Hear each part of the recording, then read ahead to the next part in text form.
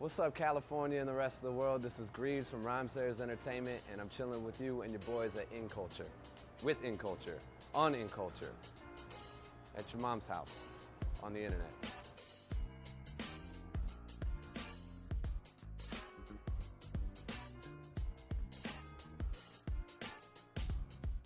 Yeah, this last year has been pretty crazy.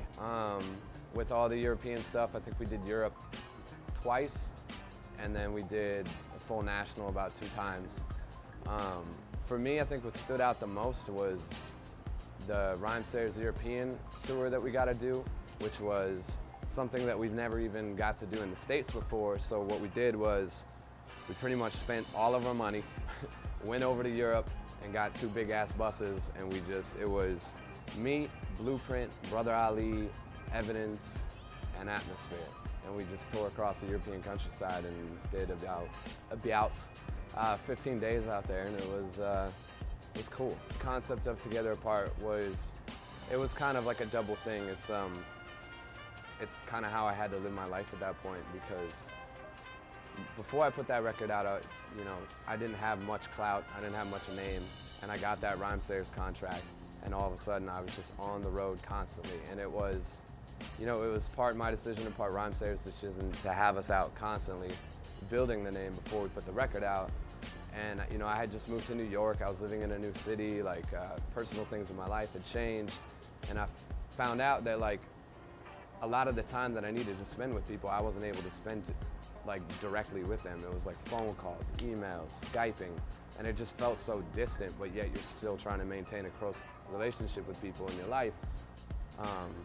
So it felt like we were together apart, We were on the road the whole time, so we weren't able to play a very active part in the designing of it. It was record store day. I remember Ryan came and got us and took a bunch of pictures of us behind Easy Street Records, and he used that to draw the cover of Together Apart. And that's all we knew, that it was going to be like a side profile of me. And then we got the packaging, we changed some stuff around, but the sign language stuff and the dude in the cowboy hat and all that stuff, that was all him. But I liked it when I saw it. I thought it was cool. I thought it was an interesting approach because it's just a T and an A. So I thought it was an interesting approach for branding, instead of putting a T/A, doing the hand sign for T and then / hand sign for A. I thought it was kind of cool. Rhymesayers was something that was forged a long time ago. They've been running for well over 10 years now, And it's, a lot of the people on that label have been with it since day one. People like Brother Ali and Blueprint, and those are old heads on Rhymesayers. And there is a brotherhood there. There is a lot of camaraderie, and they're used to doing things the way that they came up doing it, which is what that kind of DIY stuff.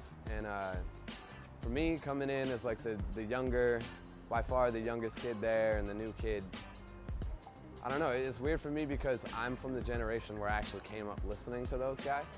So there was an awkward moment where I was sitting in a bus with these guys being for real right now?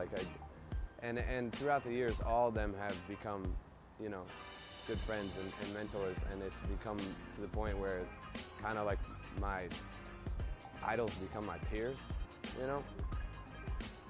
Definitely Brother Ali and Slug have been 2 people that have checked in on me when they knew something was wrong and done their best to guide me through it, but yet still let me make my own decision on the thing, And Sadiq too, that's kind of how I met those guys. Was I was going through a situation where I didn't really know what to do, and I was pretty much debating just hanging it up. And a friend of mine at Rhymesayers patched me through with Sadiq, and we were conversing and talking about what my options were as an artist and as a person and as an individual in the music business. And I just turned down some stuff that at a point in my life I thought was a good opportunity, and come to the realization that it wasn't. And there's still a part of me that was kind of, well, there was a distribution deal on the table, and I walked away from it.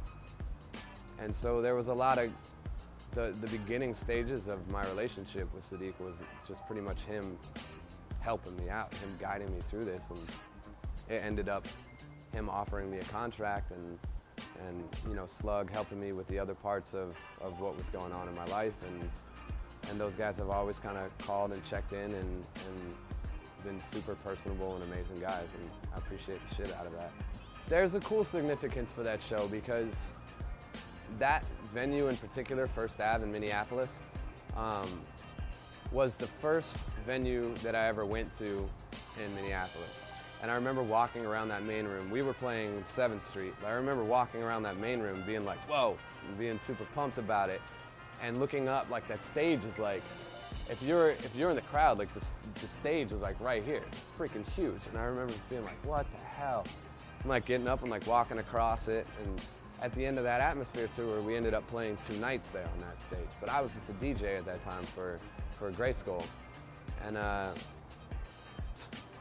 you know, I was like, you know, one day I'll get to play this venue, and I have since then, but with other people. I've never put my name on top of that bill. And when we released Together Apart, we played the Varsity, I believe, and we pre-sold it out. I think that's like 900 kids or something like that. And First Avenue booked the show for us, and they're like, next time we're gonna put you in First Ave, and I was just like, all right, so there you have it. I'm Grieves, once again. If you're just tuning in at the end, you should probably hit the fucking scroll back button on your YouTube browser, dickhead. If not, thanks for watching this last interview pretty much of 2012, unless they meet up with me in Minneapolis. We'll see how that goes, but for now, I'm signing out. This is Grieves in Riverside, California with iNCULTUR. Peace.